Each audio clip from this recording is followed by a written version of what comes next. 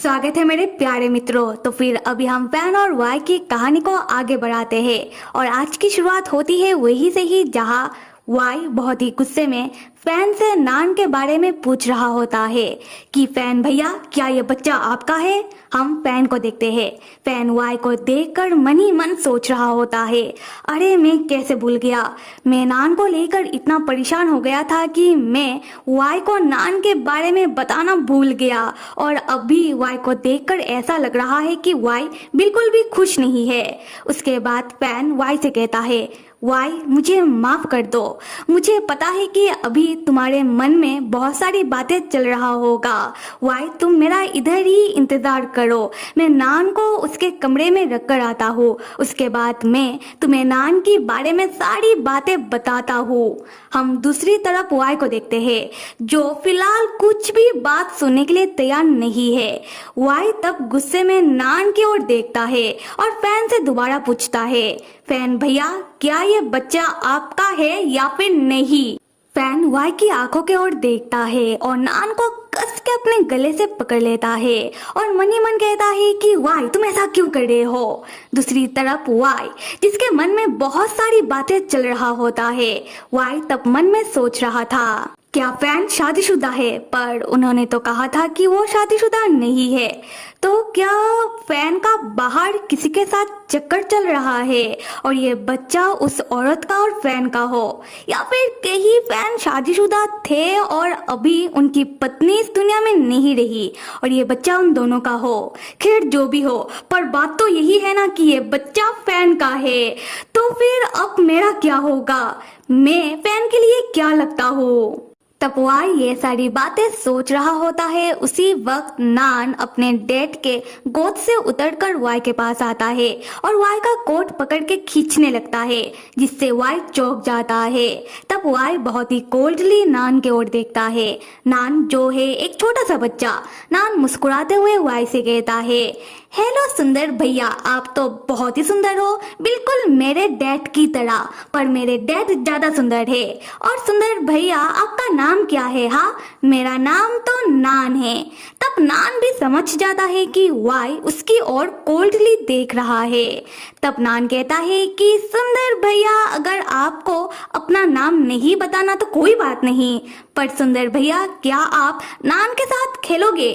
तब वाई बहुत ही बदतमीजी के साथ एक झटके में नान का हाथ अपने कोट से हटाता है, जिससे नान दूर जाकर जमीन में गिरता है और गिरने के कारण नान जोर जोर से रोना शुरू कर देता है।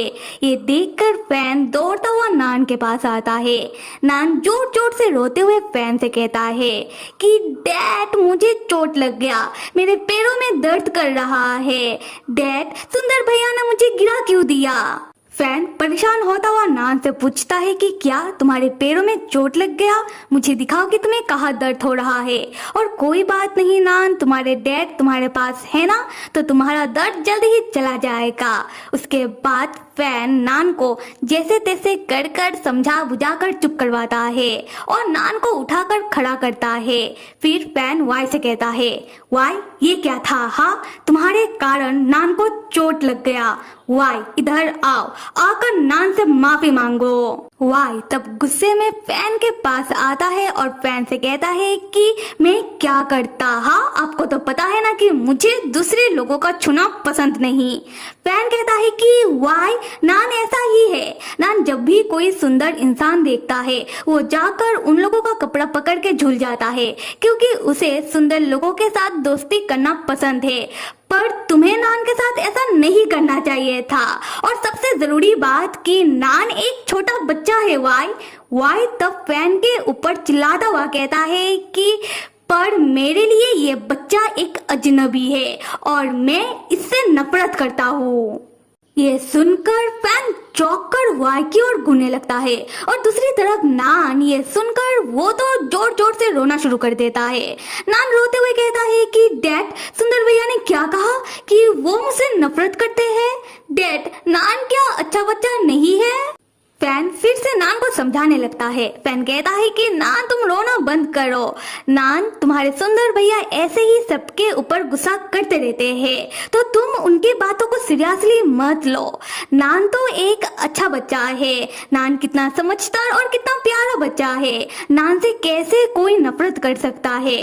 नान से तो सभी प्यार करते हैं। वाई को तब अपनी और फैन के बचपन के बारे में याद आता है। जब भी बचपन में वाई रोता था, फैन बिल्कुल वाई से यही बात कहता था कि वाई बहुत ही अच्छा और प्यारा बच्चा है।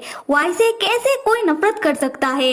वाई से तो सभी प्यार करते हैं। और ये याद करने के बाद वाई अभी फैन की ओर देखता है और मन ही मन कहता है कि फैन, आप एक बार भी मेरी ओर नहीं देख रहे हो। अब मैं समझा कि इतने सालों आपको मेरी याद क्यों नहीं आई, क्योंकि इतने सालों जब मैं आपके पास नहीं था, आपने अपना अलग से परिवार बना लिया था और आप अभी इस बच्चे से यही बात कह रहे हो जो आप कभी मुझसे कहा करते थे। दूसरी तरफ फैन जो नान को संभालता हुआ वाई से कहता है, वाई, मुझे पता है कि तुम्हें बहुत ही गुस्सा आ रहा है, पर तुम अपने गुस्से को शांत करो। देखो वाई, मैं पहले नान को संभाल लूं, उसके बाद हम इस बारे में मिलकर बात करते हैं, ठीक है।